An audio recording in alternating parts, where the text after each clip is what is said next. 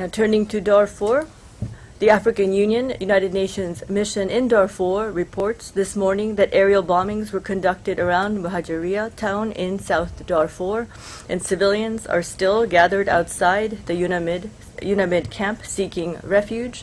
UNAMID officials were prevented by Sudanese National Security from undertaking an assessment visit to Muhajeria due to the current security situation in the area, according to our mission.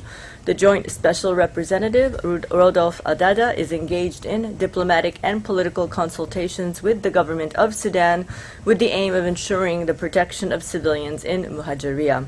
He is also scheduled to travel to Chad tomorrow.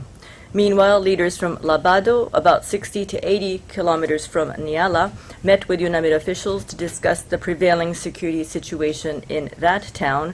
They indicated that people from surrounding villages have started moving towards Niala. The UN High Commissioner for Human Rights, Navi Pillay, meanwhile, has expressed her alarm about rapidly deteriorating conditions reportedly facing civilians in the Muhajeria area of South Darfur. Fighting between government forces and the Sudanese Liberation Army Minimi faction against the Justice and Equality Movement has resulted in civilian casualties and displaced some 30,000 people.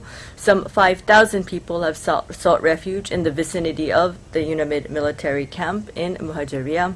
And as I mentioned, Edmund Mulet this morning briefed the Security Council on the grave developments over the last 96 hours in that area.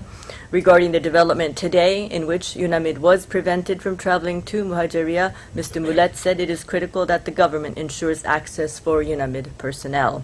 As you'll recall, the Secretary General, in his statements over the last several days, has urged both parties to immediately cease all hostilities and exercise restraint, called on the rebel Justice and Equality Movement to withdraw from Muhajeria, and recommitted UNAMID to protecting civilians in the area.